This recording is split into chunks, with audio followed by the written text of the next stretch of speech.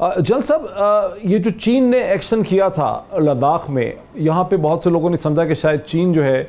وہ ہمیں بھی ایک سیکیورٹی وہاں دے رہا ہے، لیکن اب تو چین جو ہے اس کی تھوڑی گراؤنڈ ریئلٹی بتا دیں ہمیں۔ خبروں سے تو یہی پتہ چل رہا ہے کہ چین نے بہت سے علاقے خالی کر دیے ہیں، ڈس انگیجمنٹ کا پروسیس آگے بڑھ گیا ہے، تو نیٹ ایفیکٹ کیا ہے چین اور ہندوستان کے لداخ میں اسٹینڈ آف کا یا ملٹری جو کانفلکٹ ہوا اس کا نیٹ ایفیکٹ کیا ہے ریجن پہ؟ نیٹ ایفیکٹ صرف معید صاحب اتنا ہے کہ China has become an active partner. China عملی طور پر اس پورے کانفلکٹ میں اور 370 اور 35A کا پردہ اتر جانے کے بعد، جیسے شمشاد صاحب کہہ رہے تھے، جب ہندوستان نے اپنے چہرے سے یہ ماسک اتار دیا ہے، ان کی ریالٹی چائنا کے سامنے آ گئی ہے اور چائنا کا جو بارڈر ہے وہ تھریٹن ہوا ہے، انہوں نے اپنے آپ کو سیکیور کیا ہے۔ اب ڈس انگیجمنٹ صرف اس حد تک ہے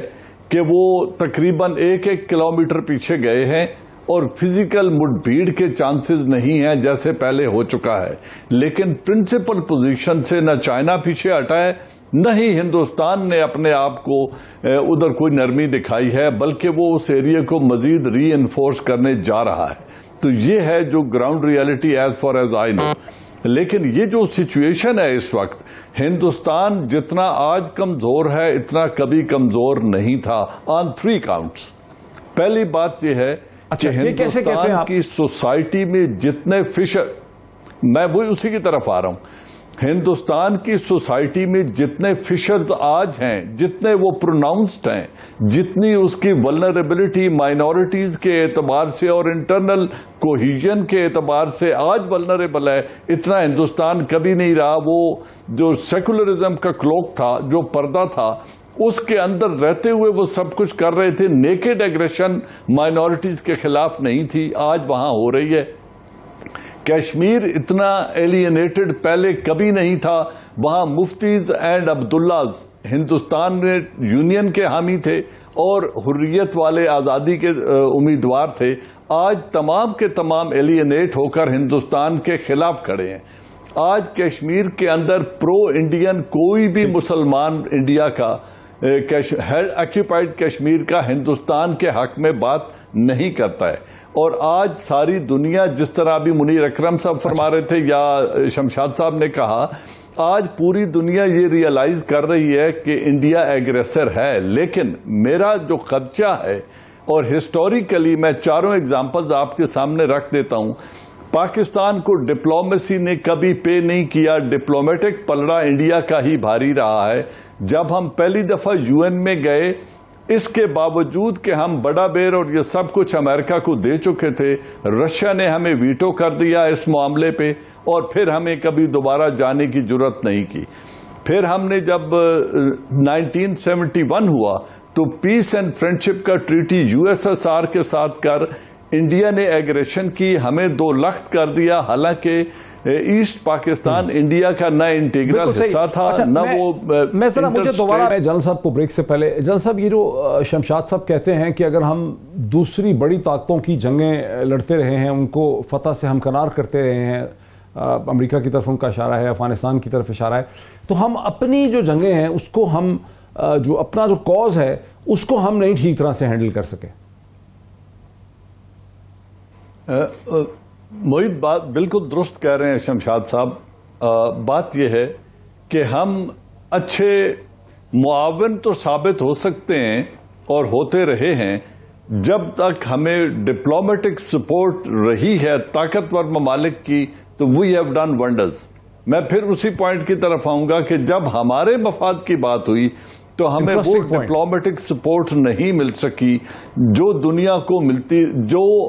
اس وقت ہی ہم نے USSR کو ڈس انٹیگریٹ کرنے میں کلیدی کردار ادا کیا، لیکن امریکہ اور ویسٹ ہمارے ساتھ کھڑا تھا۔ امریکہ کی ہم نے مدد کی تو امریکہ اور ویسٹ ہمارے ساتھ کھڑا تھا اور ان کو UN کا کور موجود تھا۔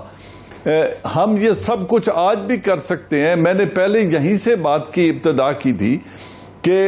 ہمیں جب تنہا چھوڑ دیا جاتا ہے، ہم سے بڑا بیر لے لیا گیا لیکن رشیا کا ویٹو کسی نے نہیں رکوایا۔ 71 وار میں نے یہ بات نہیں کی تھی کہ ڈپلومیٹک فیلئر ہے صرف، وہ ملٹری فیلئر بھی تھا, پولیٹیکل فیلئر بھی تھا, ڈپلومیٹک فیلئر بھی تھا, لیکن اس میں ڈپلومیسی نے یا ویسٹرن کنٹریز نے ہماری مدد نہیں کی, حتیٰ کہ چین اور امریکہ بھی ہماری مدد کے لیے نہیں آیا, اور ہندوستان USSR کے ساتھ ایک معاہدہ کر کے ہمیں ڈس انٹیگریٹ کر کے چلا گیا. پھر ہم 1984 میں امریکہ کی جنگ افغانستان میں لڑ رہے تھے USSR کے خلاف, انڈیا نے سیاچن آکوپائی کر لیا اور امریکہ نے ہماری طرف دیکھا تک نہیں, اور اس میں ہمارے ساتھ کوئی معاونت نہیں کی. ill planned, ill executed Kargil, I agree with اکرم صاحب, لیکن ill timed, I would say ill timed, لیکن